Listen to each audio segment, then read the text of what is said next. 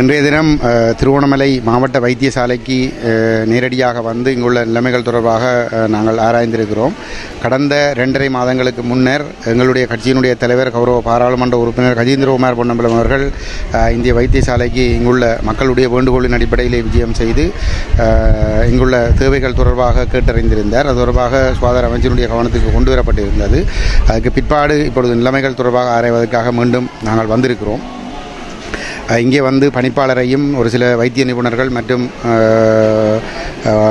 ஊழியர்கள், ஹெல்த் உதவியாளர்கள் மற்றும் நோயாளர்களோடும் கலந்துரையாடக்கூடியதாக இருந்தது. அந்த வகையிலே இங்கே தொடர்ச்சியாக பாரிய பற்றாக்குறைகள் இருக்கின்றது.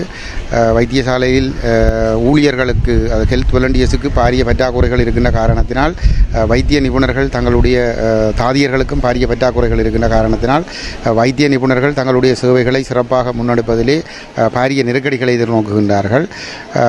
அதன் காரணமாக உடனடியாக இந்த பற்றாக்குறைகளை நிவர்த்தி செய்வதற்கு ஹெல்த் உதவியாளர்கள் கிட்டத்தட்ட 100 பேர் வரையில் பற்றாக்குறை இருக்கின்றது. அதேபோன்று தாதியர்களுக்கும் கணிசமான அளவு பற்றாக்குறை இருக்கின்றது. இந்த பற்றாக்குறைகளை உடனடியாக நிவர்த்தி செய்து இந்த வைத்திய நிபுணர்கள் சிறப்பாக தங்களுடைய கடமைகளை முன்னெடுப்பதற்கான சூழல் உருவாக்கப்பட வேண்டும்.